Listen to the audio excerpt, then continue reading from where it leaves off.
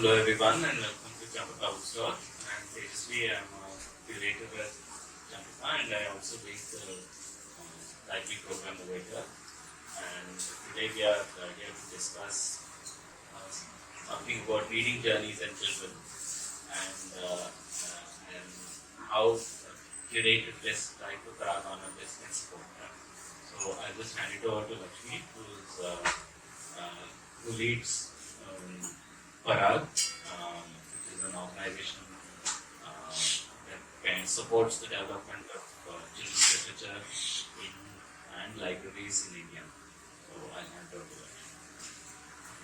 Thank you, Teju. A very warm welcome to all of you. Thank you for bringing the rains yesterday and then the heat today to be here on a Sunday morning. So, and it's so nice to start your day like a bookstore. So, welcome. And so today, like Teju mentioned, we are going to be talking about books and more specifically children's books. And since you're all here, I'm assuming that all of you like books and all of you like reading. So how do we pass on this culture of reading to our younger ones, children, grandchildren, nieces, nephews, other loved ones around? This is something that we'll be discussing today. And reading is a powerful act and each of us reads because of a certain reason. It could be for refuge, it could be for entertainment, it could be for pleasure, it could be for information, or it could just be that you hit upon something in a book specifically that you want to understand more. Just like this book I hit upon, which has this name which is the same as my name, Lakshmi, so I'm curious. So I'm reading this book now. So what are different ways in which we can draw children to books is something that we'll talk about today. Before that, I'd like to spend 2 minutes talking about Parag and Parag on a list. Parag is an organization that is nestled under the Education Department of Tata Trust. It has existed for close to 20 years now, largely creating an environment for good quality children's literature in Indian contexts and languages. Because for many of us who were growing up, children's literature meant either folklore from India or it has to be something from outside. So it is very, very rare cases that we were able to see ourselves in our stories as we were growing up, our contemporary lives as we were growing up. So the attempt for Parag has always been in creating books which children are able to see themselves, and that also is a powerful act. So, Parag Honor List started about 4 years ago as a way to help teachers, educators, parents to be able to pick a good curated list of books for their own children and young readers. So each year we identify an independent jury that basically sits and reads hundreds of books that was produced the previous year. It's a year-long process.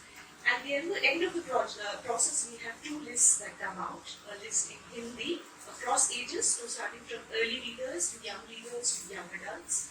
Similarly, a list in English in the same category. So till now, the last 4 years, we've had close to 120 books. Is that right, Vivek? 120 books? 184.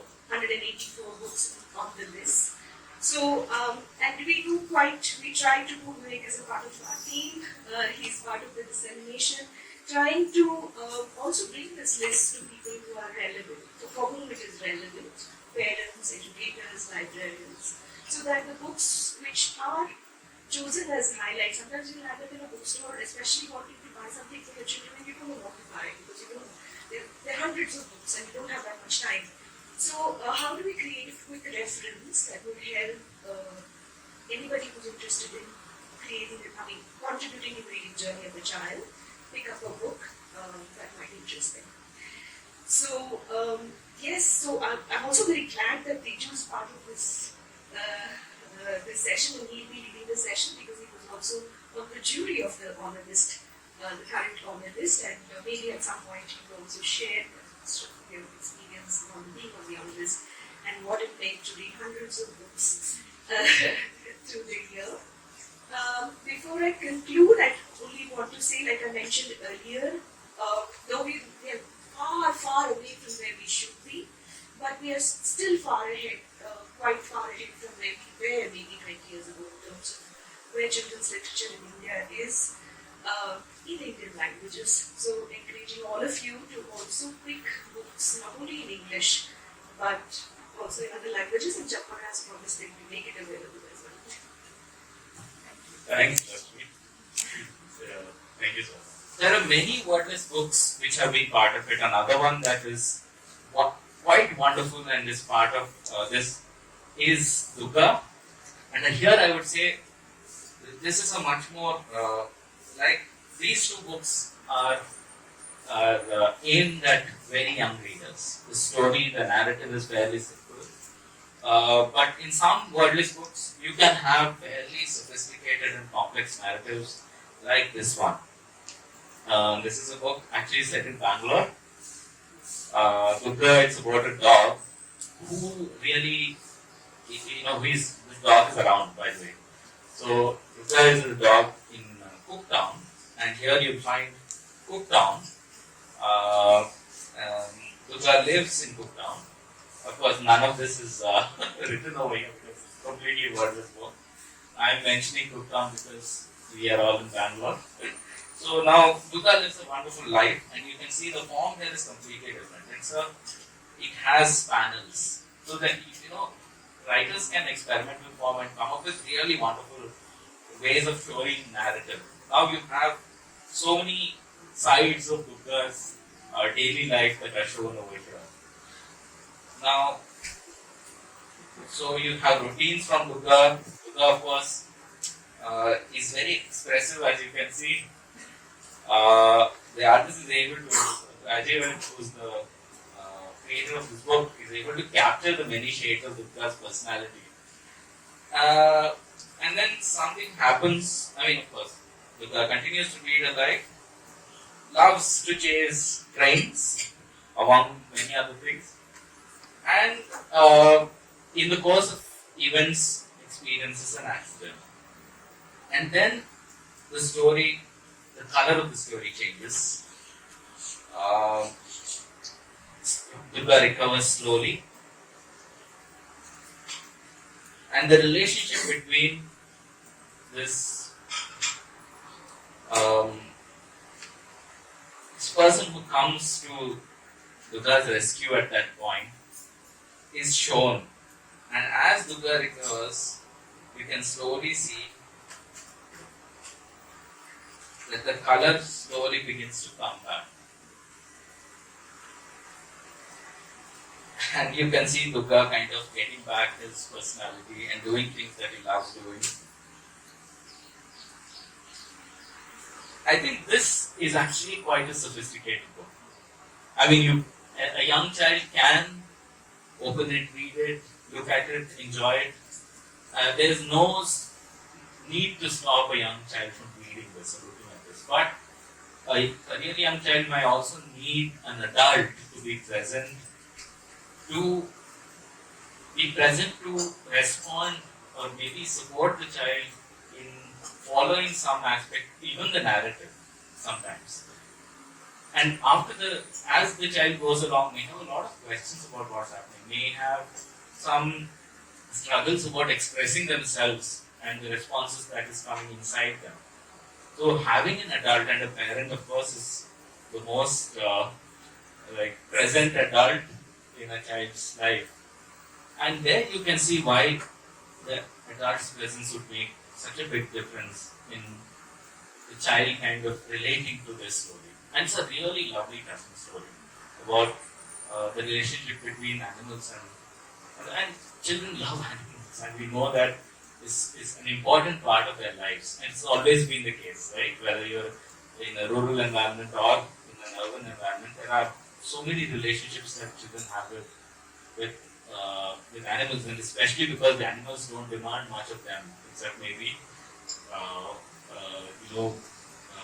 food.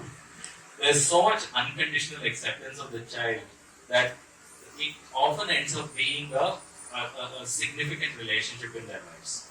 So you can see why this book becomes so important, right? And now you can see these books are part of the honor list because they are outstanding.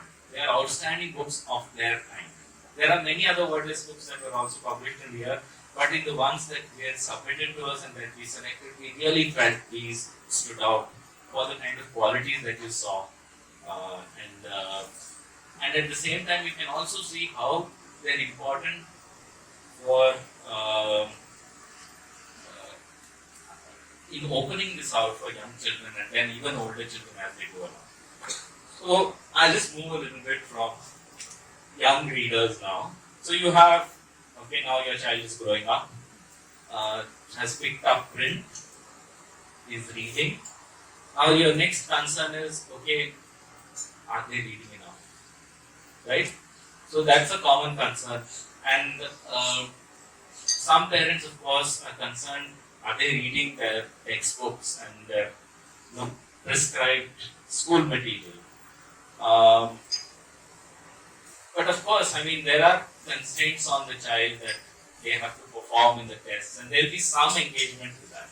But do realize that children are also individuals who are motivated to relate to the world around them based on what preoccupies them, what is important to them at that point in time. So this is true of reading as well, right? Like if you say as a parent that I think this is important for the child to read, and that's fine. It's not wrong that you're introducing ideas as a parent, as an adult in the child's life. You do want to do that, but at the same time, if you find no space for the child to express what they are interested in and what they are thinking is important for them, what they are preoccupied by, then there is a gap. And you may find that your child is not as engaged with reading because they're not finding something as engaging. What you think is right and good may not be what the child is ready for, may not be what the child is interested in at that point in time. So then what you do to widen this space, right? Like for example, there are so when children come into they start reading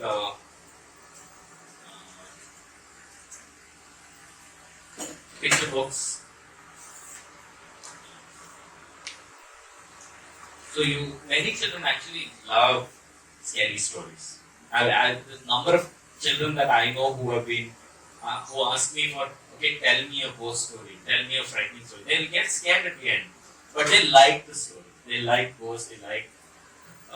But then we think, oh, we shouldn't be scaring children because in our minds, our models, the models that we possess of childhood are, okay, children are, are empty vessels that need to be filled.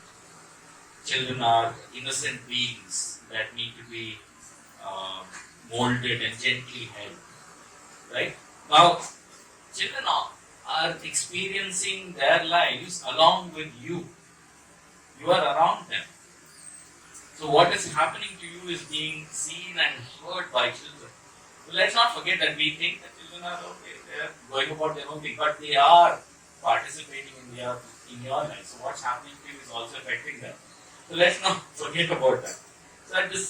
So there are emotions that we think children should be protected from, and one of them is fear. So we say, okay, let's not get children frightened. But they do get frightened. And there are some situations which are,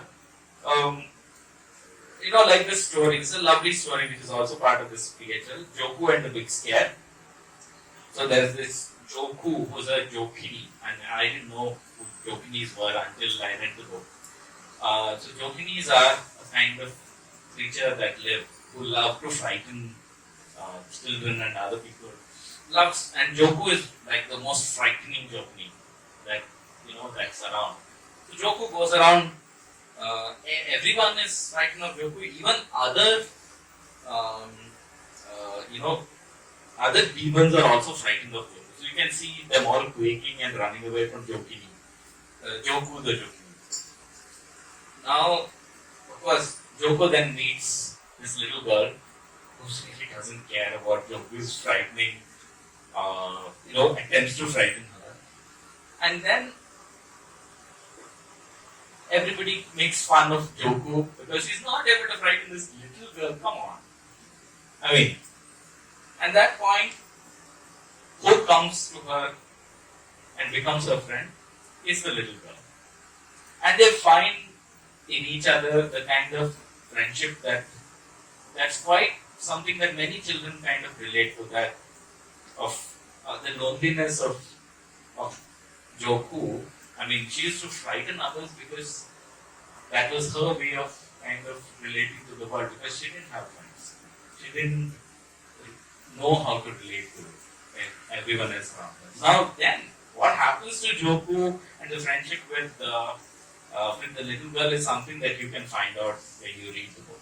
But this is a fine example of how you can have a lovely book on something that is that's part of a child's life. And as you can see, there's not a lot of text here. So a child who's able to read small amounts of text will be able to follow this quite well. And you can be with the child if the child feels frightened, or the child. You can have a discussion with the child as the child goes along with the book and see how the child is responding to it. Right? So that's quite important as a parent, to be present as the child is reading, and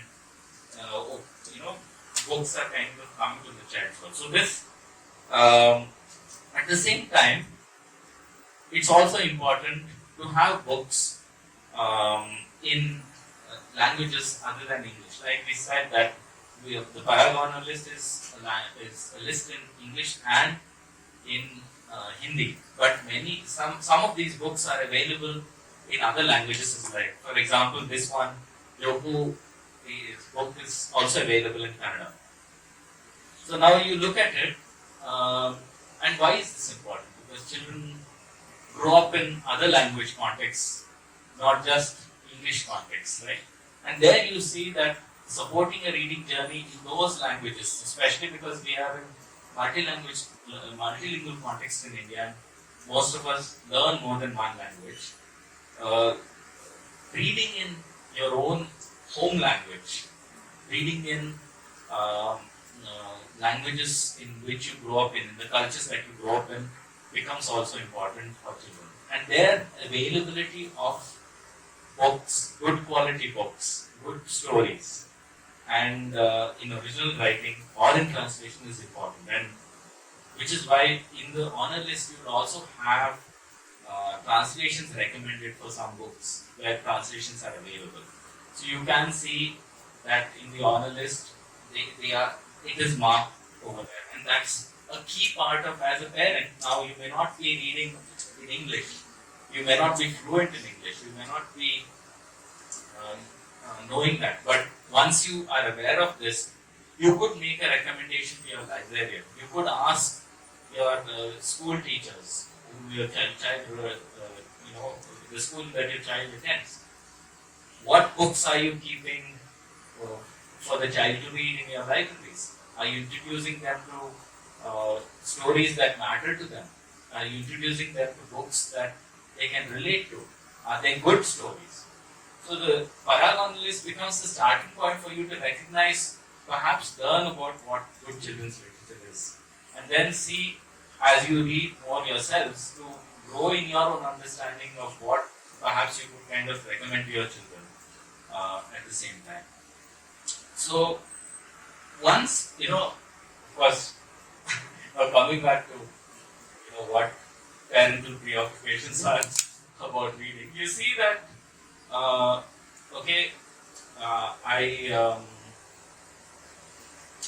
they are reading. Okay, they have started to read. They are picking up print. They are reading a lot.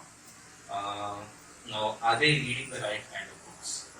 Right? That becomes another concern. Now, because then you have your own idea. Okay, children should read more folk tales. They need to know more about our history and our mythology, our traditional stories. But then our ideas of what is traditional mythology is also limited by our own upbringing and our own conditioning, right? So we think there is one Indian mythology, which is not true at all, right? So there are so many mythologies from different parts of the country. Joko, for example, I learned about Jokini at this stage, 40 years later. I was reading quite widely. I did not know about this. So, that's that's a cultural symbol from another culture that I do not know about. There's an opportunity for that to also grow in children.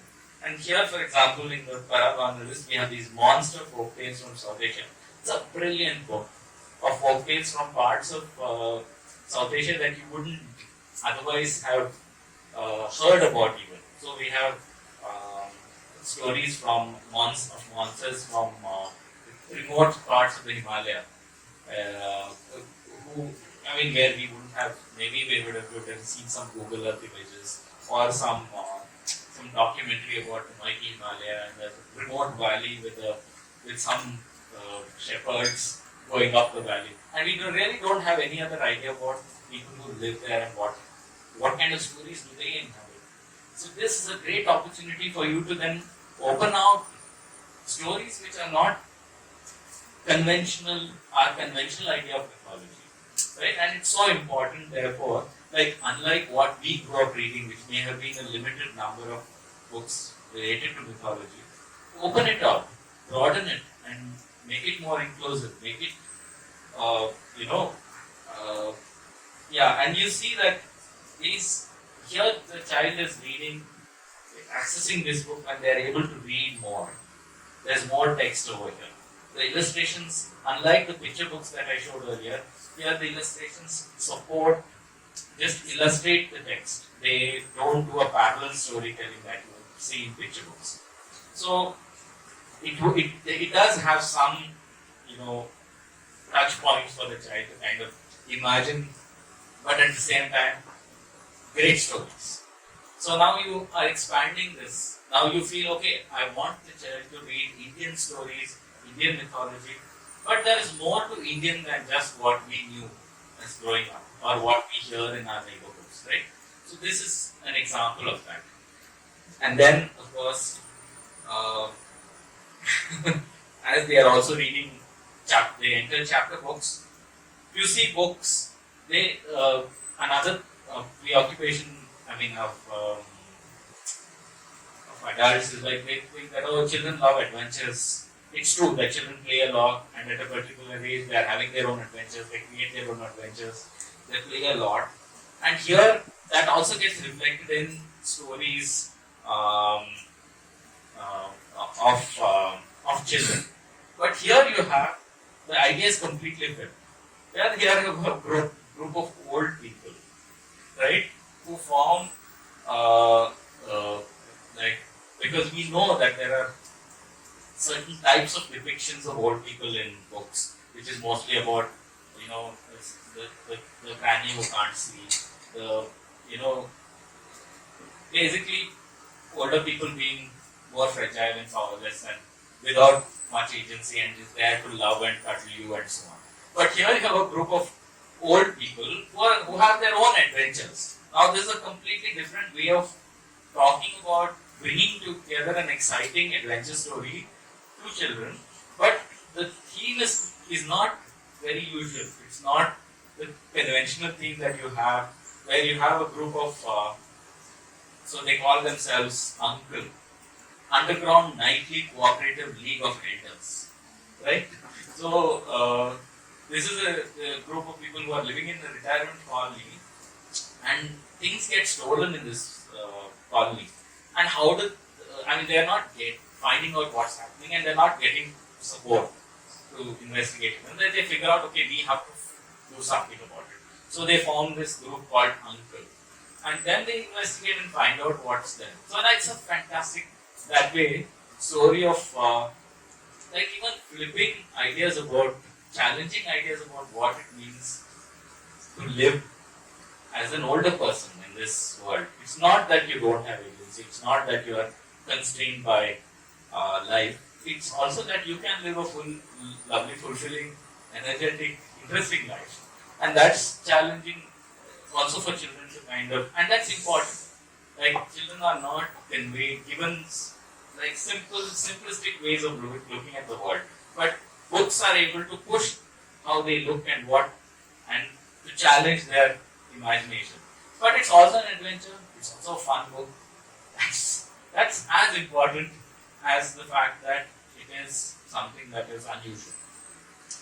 And chapter books also open out unusual ways of living, which are actually gaining more visibility today. Say, for example, there is this book by Charles Martin, and they have written about these two little children, Reva and Trisha, who have two mothers as their parents.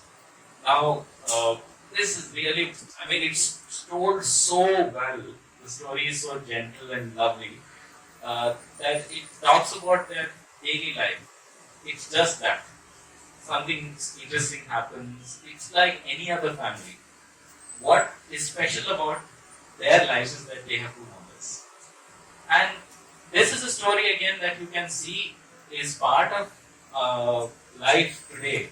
It's more visible abroad, but it's very much part of life in India as well. And it's a it's a more visible part of Indian life, especially urban Indian life now. Now, this should also be reflected in writing for children. Children should be also seeing what's happening around them, the changes that are happening in society. Good writing should be able to capture that for children as well. And this is what it does. And continuing in this line of thinking, you see that diversity in thinking, that's what you want your children to be exposed to. You want children to be understanding the world in its complexity, and this is part of that complexity. And they don't have to wait till 16, 17 to be able to do that. These books are written for much younger children, like as long as they're able to read print, and they're able to read chapter books, you can read this with them. They can read it by themselves, and you can talk to them about it. Right? So, and as they grow along, of course, there's always a concern. There are also concerns about, can we talk about certain themes with children? Like this, in this case, it's an LGBTQ theme. So can I talk to this with my children? I don't know how to do it. Right? There are resources available for this. You can talk to people who know, who can kind of support you and through this process of kind of how do you reach out to children who may be in a similar position? How do you reach out to children who may be thinking about themselves differently, that they are different in different ways? Now this story opens up that opportunity for you as a parent to be able to observe what's happening with your child and to listen to them and be available for them. And that really is something this story kind of highlights. But at the same time, given the last 2 years, children also, we have been in a pandemic where the theme of death has been so much part of our lives. And we often think as we should shield children from death, we shouldn't talk about it. But it's part of their lives. People die, animals die, there are so many, death is a fact of life, and we shouldn't shy away from discussing that with children. Books shouldn't shy away from writing about these things. And we, in the Parag honor list, we can't shy away from including them in the list if they are an outstanding book. Like this book, Chitty, A Dog and Her Forest Farm, is again a fantastic book about this writer's relationship with this dog, Chitty. And Chitty grows up. Incidentally, I happen to know this dog myself. And I know how I can see the personality of Chitty kind of come alive in the illustrations that this book has. But Chitty grows up, the writer kind of develops a deep relationship of living in this farm in the middle of a forest. And how Chitty becomes a companion through this person, through the rains of the Bannar, through growing old and changing seasons, until it comes to a point where Chitty kind of slows down and passes on. And the writer is actually writing about paying tribute to Chitty's presence in their life as in writing this book. And it's a wonderful tribute that way, in trying to understand what does it mean to have that relationship looking back, and how it was so nurturing and fulfilling. And now that Chitti is gone, they still have Chitti as part of them and in their memories, and that's something that won't go away. Now it's a beautiful way of kind of talking about death and closure and finding ways to kind of make sense of it.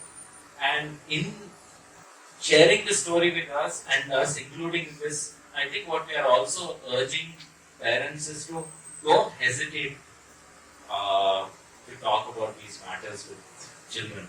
And that you could use books like this as ways of kind of starting conversations if you don't find a way to do it yourself. Right? So that's another important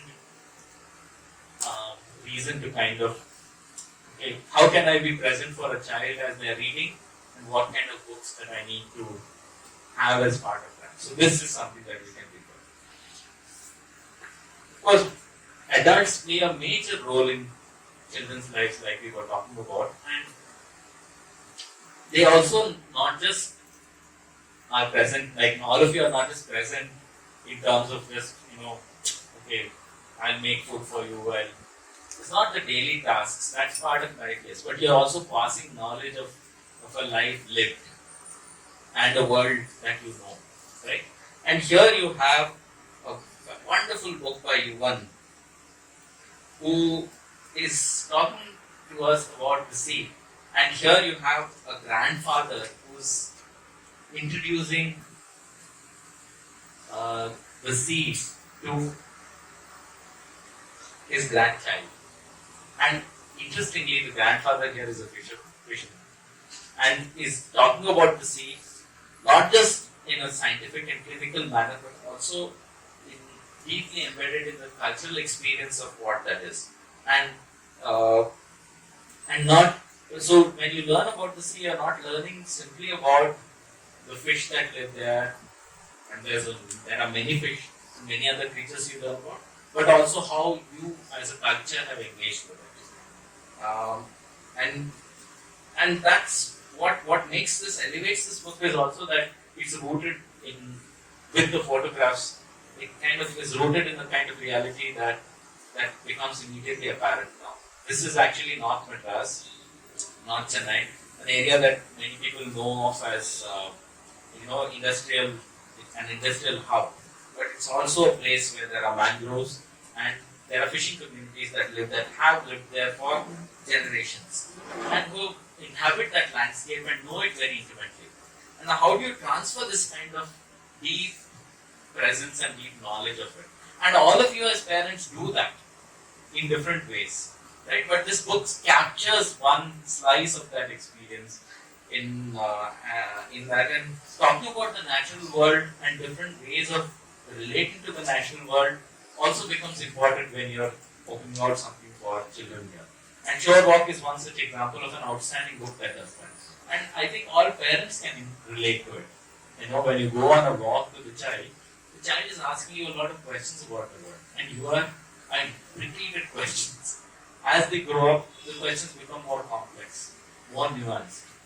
Maybe less frequent because they're having other sources of information and you're not the most important person anymore. Right?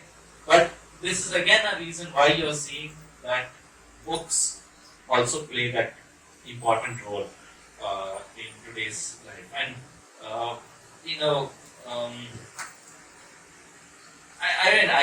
there are so many things that you can talk about. Know that there are a diversity of forms that you can introduce children to as they are growing up and reading. There is poetry, which is often ignored, and children love playing with language as they grow up.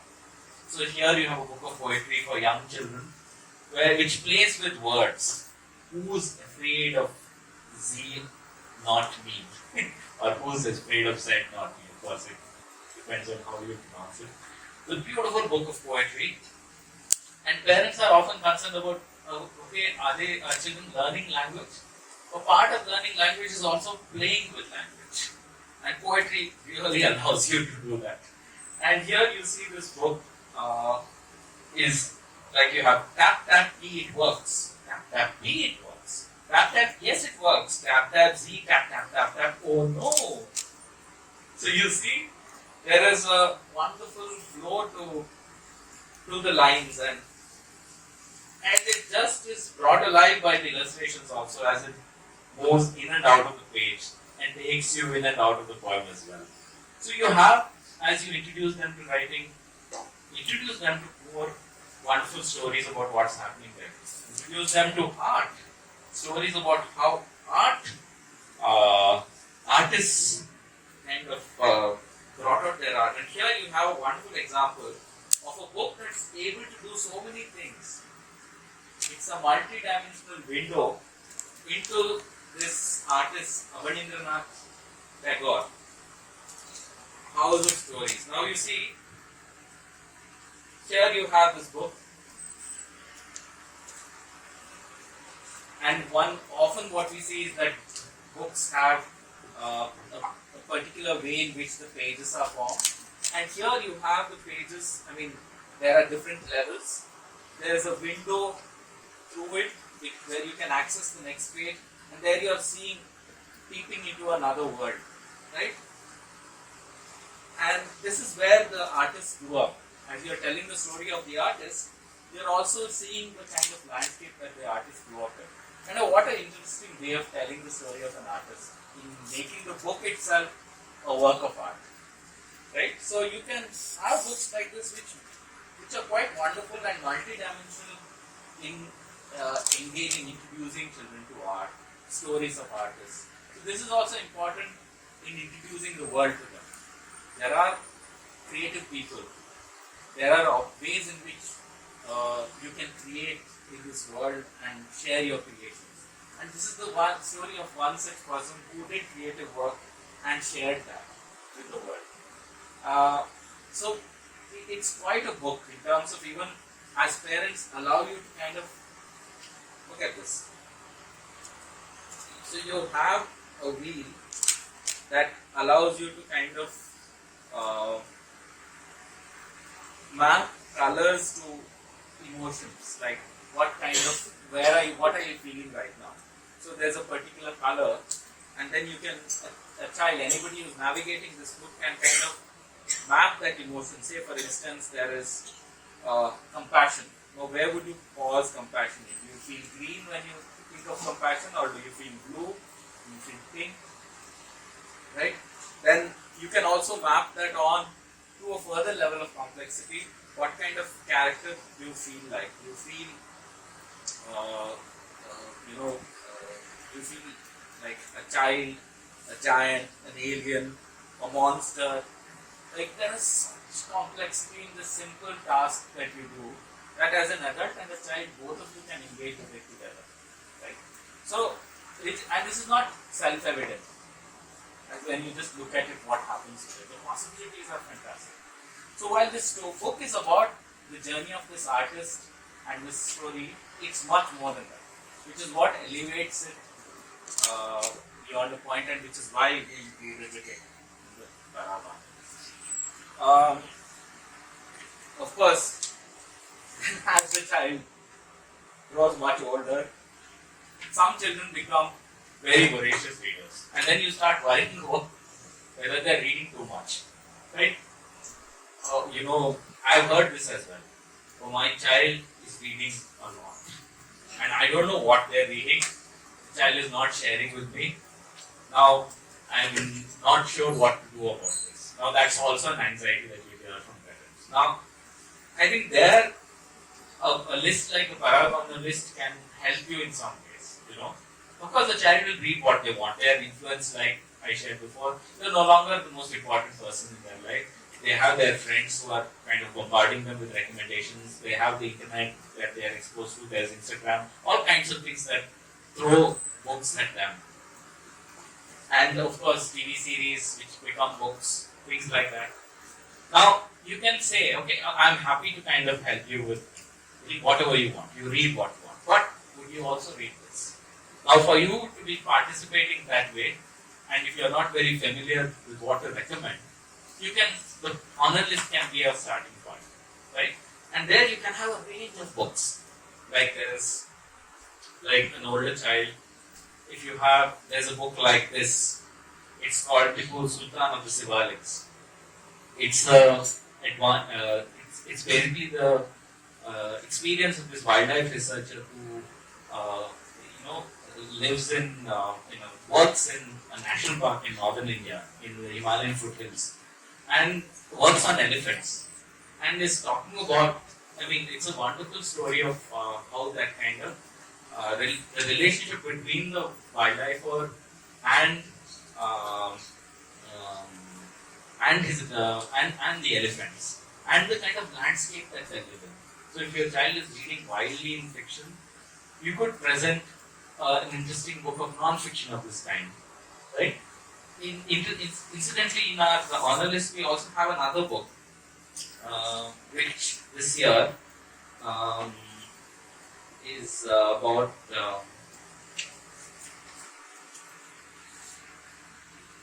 It's about a young woman who becomes a forester, who works in the forest department. Mama Bear. When I met the Mama Bear. So, and she's talking about her experience as a mother and a forester, and I mean that's a completely different experience from this male researcher who lives and works in the landscape, right? Here you have a woman who's working as a forest guard, right? And is talking about her life and what happened in her first experience of going out there and living alone, uh, earning as the only sole earning member of the family, and sharing, being able to do that, living away from her child, wanting to be there, but also growing in her relationship to the job and actually finding meaning in it. So that becomes stories like this are give you the complexity of living in the world and actually give you this opportunity to kind of introduce something that they are not engaging with at that time. It could also be books like When Blackbirds Fly, which is a book which is set in Mizoram in 1966. It's the only time when the Indian government actually bombed its own citizens. Their air force was used in Mizoram in that day, and Aizol was bombed. And the story is set in that time. Fabulous story. Not much of many of us would have even heard that this had happened. And here you see this book is of teenagers who lived at that time, and what were they affected by? What were their lives like? It's not simply political. It's also about growing up. It's about navigating growing up and becoming an adult in this complex world. And here you are being challenged by a sudden event that you have no control over. So now you can see that this is a book which is looks in India. It's something that happened in our past. It's so important to know what our world is like and what shapes it. And it's a beautifully written book, very thoughtfully put together, and also very understanding of what a young person's experience is like. Just coming into falling in love, for example. We again hesitate from talking about this as parents. We don't find the language, we don't find the way it means to do it. But this could be a starting point. It's a complex book, and there are others which do it more directly. But and like say for example, Misfit Madhu, again of young adults who are kind of Madhu, who's like a girl who's kind of on the margins, is trying to figure out her way, find her place, develops a program that goes viral, and then it has all kinds of unintended consequences that she's stuck with. It is also about young people who are kind of coming to understand feelings from each other, feelings for finding a sense of themselves, And these are actually two very different books located in different places and different, but they have certain flavors that are common in terms of growing up and finding your place in the world, right? Madhu, of course, is very humorous and very, it's a light-hearted book, but it is talking about serious things as well. And here you have a book which is definitely not light-hearted. It is serious in its tone, but also very written with a lot of feeling and written with a lot of sincerity and a lot of recognizing that the world around us is not a very, very simple, straightforward, living experience. So this becomes so important to introduce children to these books as they are also reading whatever they want on their phone. And often when we look at books, parents often recommend, say, oh, we want our children to have general knowledge. Then so let's buy some general knowledge books for them. They are learning whatever they want in school, but we also have to teach them some things about facts about where they live, what is happening around them. Don't need to know facts. Often we don't realize what these books are, what these general knowledge books should be, right? Because their children are not learning a lot of things in schools. For instance, history teaching in high school stops at independence. Children don't learn about what happens post-independence. Nothing. Like it's a blank slate, as though India became independent in 1947 and then, okay, you are in 2023 and it's a blank slate. What happened in between, right? So what's the history of independent India? So you need books that also present this. So this is general knowledge. This is one aspect of general knowledge. General knowledge is not about a collection of facts. Those are fairly meaningless to children. They are not motivated to learn those unless they participate in competition to the exams or some form of test, right? But this is engaging general knowledge. So after midnight, which is Megha Gupta's book, A History of Independent India. This is one of the few attempts which does this, of presenting post-independent Indian history for a young audience. Like captures highlights of important moments. Of course, we need more books like this, but this is a great starting point for you to introduce children to this. And of course, great starting point for conversations. These are events that you have been privy to. You would have experienced. So now, for a child to ask, okay, do you know about this? I mean, wouldn't it that be wonderful to actually have for children to know that and kind of just help you engage with that story. Of course,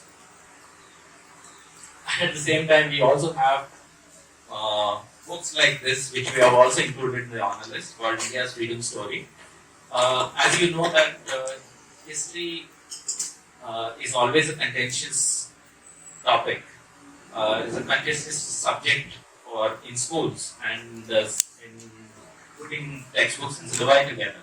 Now you always need to have a foil in terms of books being available that tell you the facts as they are, as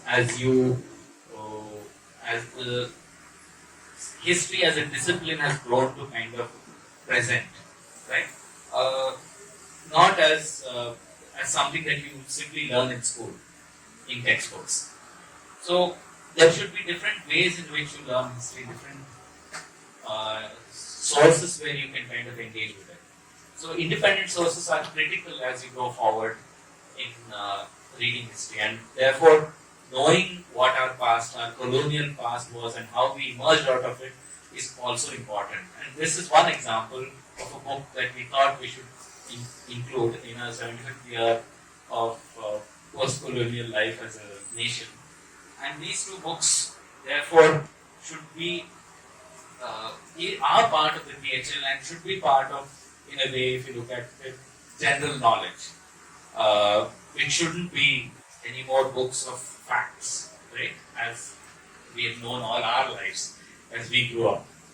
So I'll pause at that and I'll just conclude by saying that as parents, you can be present. Just looking at this list, like glimpse of all, I've not presented all the books in the list because that wouldn't be possible to do it.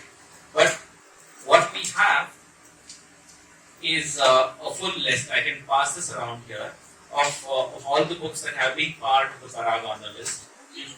Only in English. Of course, if you look up the website, the English and Hindi are available on the website.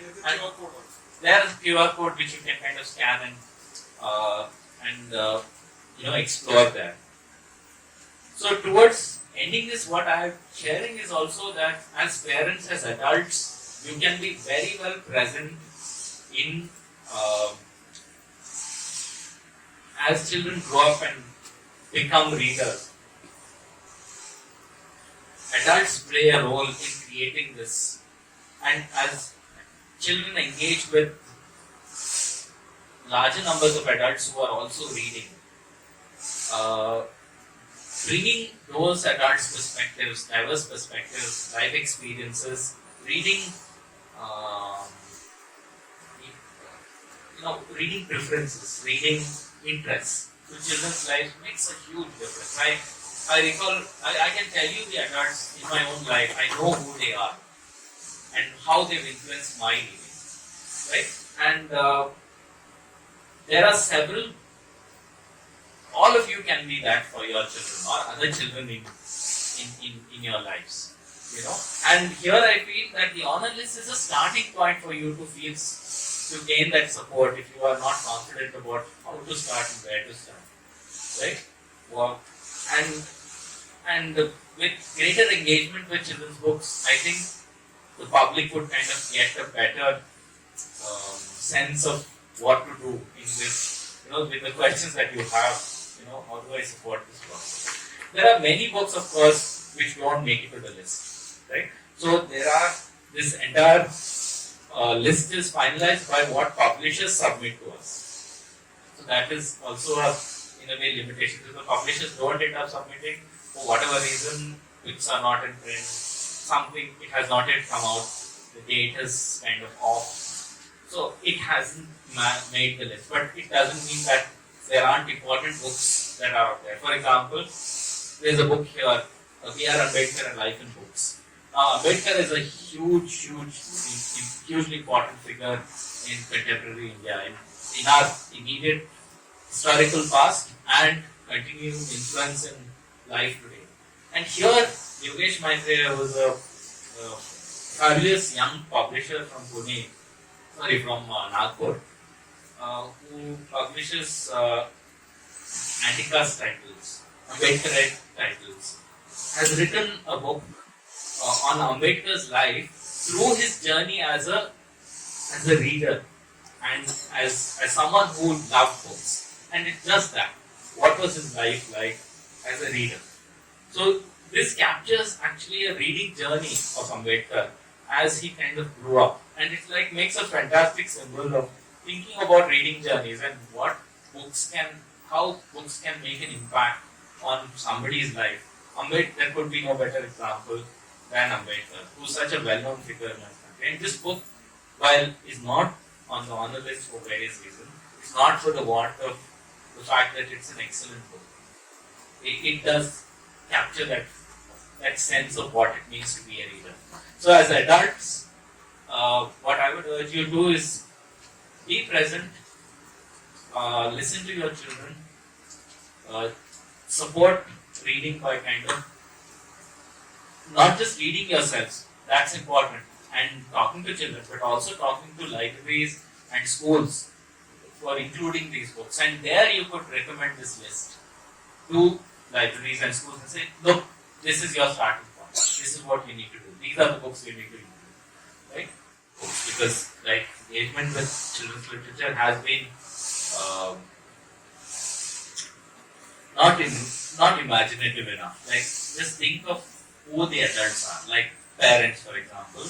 Parents are busy today. Some parents, of course, are very interested and invested in their children's reading journeys, but most parents are busy in their professional lives. Whether it is parents who are in cities working in IT companies or parents who are working as daycare laborers. So there's no way in which they're the only. So now that's where I think spaces where books abide and children abide should be more engaged in this. Librarians should no longer be just administrators. They have to be educators. They have to take an educator role and open out books, do book talks, introduce books, because that is a major place where you have a large number of books together, and that all children can access it, and share that and grow as a community. So now, neighborhoods, if you have an adult interested in an adult in your neighborhood, you could start like a group doing read alouds for children. Like you say, okay, I'm doing this, share it in your neighborhood WhatsApp group, or communication, like whatever means of communication you have. You can start a small, as an interested adult, do that. Uh, and what I think Parag has been doing and I've been part of are also professional development courses for people to actually get engaged in grow in as facilitators and educators in this context. So librarians, there's a library educators course that's offered in Hindi and in English, and these courses among other workshops that happen across the country are opportunities for different groups of adults to engage and grow in in practice of how to engage with children as educators in the context of children's literature. So I think there are opportunities slowly growing. Definitely we need to do more. But I think in the fullness of time, I'm hoping that lists like this will help trigger that as well. Like there will be more demand for better books and more demand for opening out these books in different ways, in interesting ways, in engaging ways. Children and parents are like asking for that. So I think, and then publishers also responding in bringing out books in different languages, right? That's also another big gap. We are addressing a small group of parents when we are talking about English. But we have a Hindi list now. Hopefully in the future we'll have lists in other languages as well when publication becomes robust and there is a yearly output that you see. Yeah, so I mean, I know that this is not a complete answer, but that is also reflecting where we are today in this field. So it will be small steps, different steps towards that in future. Oh, I must say, there are also other spaces. Like I know we have someone here from the mental health space who open out. There are so many spaces where children come to and they engage with this. Adults come and engage with this. Because these books are not just books for, like I said, children. Adults can also engage with this in so many ways, in meaningful ways. For the same reasons why children should engage with, like finding themselves, finding diversity in the world. But those are also spaces where children can enter these books. So I think that exploration has to happen slowly. Bookstores stocking them, not hesitating to have a bigger children's collection, and getting support to curate these books. And bookstores can use the PHL as a starting point to start their collections off. Right? And there can be other books also come in later. But you start it off if you are not sure where to start. This is a good place. Okay, you have a certain number of books. Then let's see what else you can bring in. Right? Is there an online, physical book talk is nothing? Yeah, so there are online resources as well. So book talks are available, introductions are available, book reviews are available. They are not very widespread, but they are available. But if you are referring to how to do a book talk, like the practice of it, some of those is also available as resources. The Parag website has a lot of these resources that you can access. If you go to the YouTube channel, they have snippets of practice of different kinds of what you can do in a library, what you can do as a book talk. That is available. So you could look that as your starting point again. There are many other resources as well elsewhere that you can refer to from other parts of the world as well to bring into your practice. Resources about books For sure. Not. These list of Parag novelist books is what we've given you is just like a laundry list. But if you do go to the website, using that QR code, you see catalogs which also has snippets of what each of these books are about, like a small annotation. So it gives you a glimpse, if not the entire, you're not able to read the entire book, but it gives you a glimpse into even making a preliminary selection of that. And some bookstores, of course, Champaca, whatever books are available here, has put it online to buy. Champaca Bookstore from Delhi has a separate page on PHL books with the entire sets available. So, and then the individual publishers have their own online buying spaces. So you can choose any route, but they're available out there. I hope even for Yeah. Some books go out of print quickly, but say Pratham on the other hand, while books may always not be available in print, they have put all their books on Storyweaver, which is an online platform for books, for their books. You can look them up there as well. But actually, if you are referring to the practice of how you want to open these out, that is, there are activities available for some of these books. Some of these books, I think the simplest starting point is give it to the child, let the child read, be with the child when they read, and give them some way of kind of responding to it. And in fact, I wanted to end with, if not having spent so much time talking about this, I would have done an activity which would have been interesting for all of you as well. So you could still do it on your own time after we end this. Just take a paper, draw your own reading journal. Just draw a line. I mean, it could be a straight line, winding line, whatever line. And go back into your memories and think of what your reading journey was like. And some of what we discussed today, you might find resonance in your own past, or think about, okay, what could have been different. And that will hopefully help you with some insight into what you could do with children. No? And if you don't do it right now, go home and try it. Just try it. What is your reading journey been like? Because you know your life the best. So, and it would be a great point of reflection there to see what could be with when you do it with you. One of the reasons I asked about resource people was the last few weeks, a couple of things have come up with the children who might be interested in. So, area of sexuality, gender, the area of identity and putting on the identity. Now, the problem is not the child, the problem is a parental acceptance, and that probably needs to be done with a very well-informed facilitator to actually deal with the fear that are we losing our identity because we're allowing our children to read XYZ, or are our children forming weird or confused identities because they're reading books which don't match or suit what we think their gender is. And that's becoming a big issue. Yeah, no, I think that's a good point. Actually, there are people here who are much better informed than I am from the mental health space who are just behind you.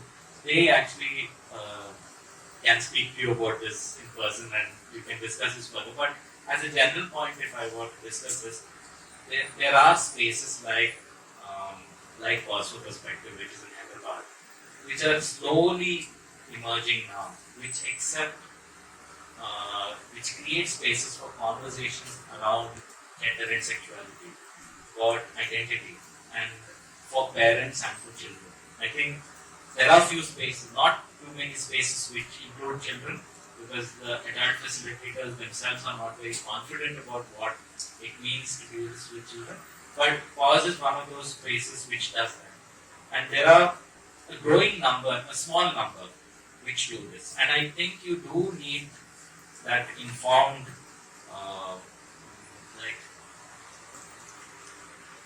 understanding of what this is. You know, how to navigate growing up, and not just simply quickly label things.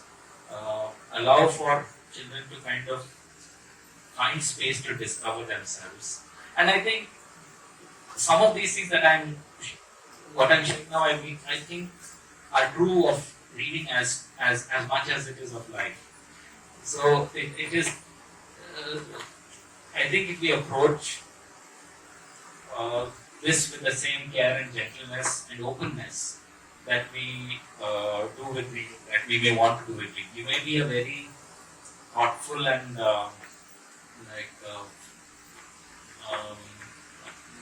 person otherwise, but when it comes to something when it comes to gender, sexuality, you may suddenly discover that you're not. So then what do you do in that form? So I feel that it doesn't simply come from reading. It may also, you need some more support, further support for that. And in India, it's not become it's not very widespread. It's still culturally, it's not accepted that you talk about gender. I mean, most parents don't do it. Most parents struggle with it. They don't find ways to talk about it. So I think that requires a larger change in society, more growth in that area. And books are one place where it can happen. Like I introduced a few books in the honor list. You consciously include them because they are good books and because they start, they have the potential to start a conversation. And then as a person who kind of wants to find further resources, you will have to look for them. Right now they are not just there. They are there somewhere. You'll have to search a little more carefully to find them. But they are there. It's not a blank slate anymore. So I would say please stop with them.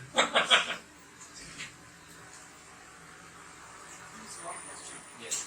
With regard to No, you just it's fine. It's fine.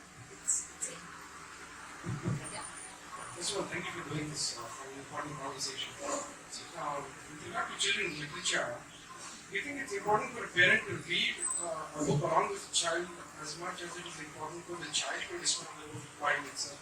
So I think it's good for you to know what your child is reading, to understand like how to support the child in conversations, in questions that they may have.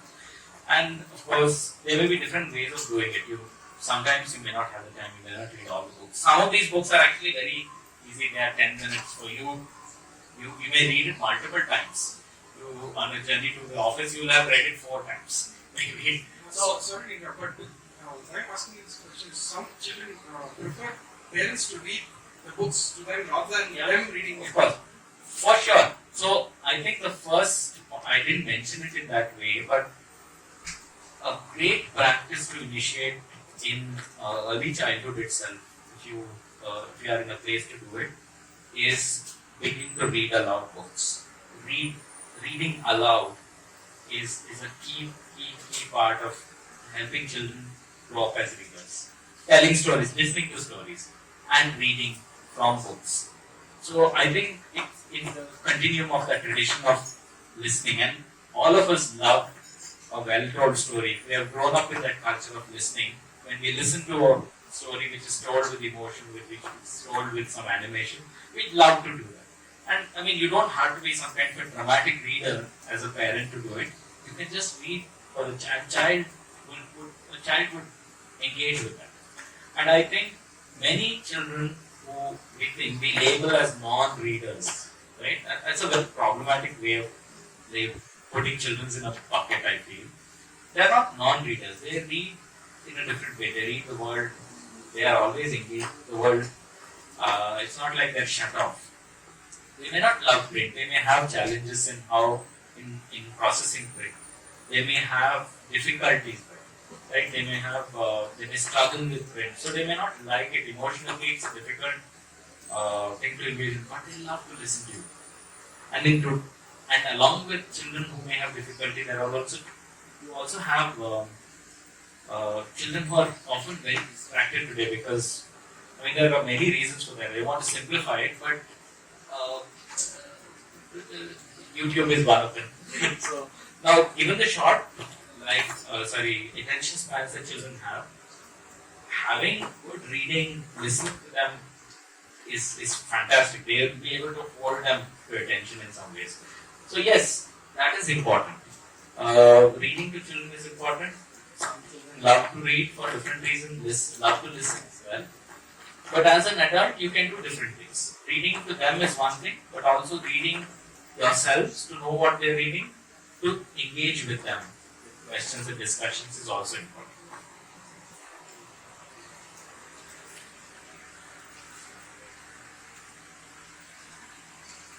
One comment.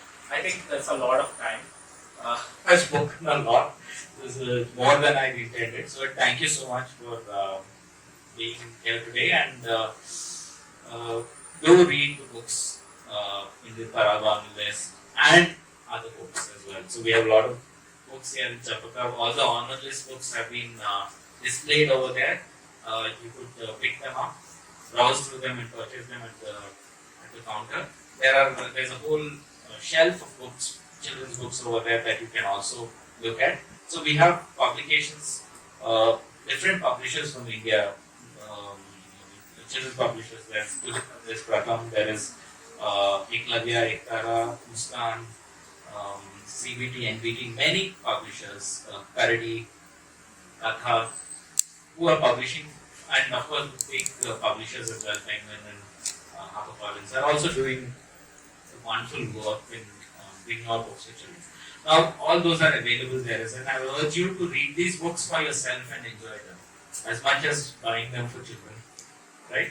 So, on that note, I'll just give it to Lakshmi. Thank you so much, Teju, for the wonderful session, and thank you all for staying through and listening and asking questions and being curious. It's sort of like a deja vu moment I just had here, because Champaca itself was gone, but Radhika and I was there. We met, and Teju was our mentor and faculty at a children's educators librarian course 4 years ago, and it's so nice to see this day where the bookstore is there and we are sitting here talking about books. So thank you, and I hope, now like you said, we'll have more opportunities to talk about books and reading journeys of children. Thank you so much for coming.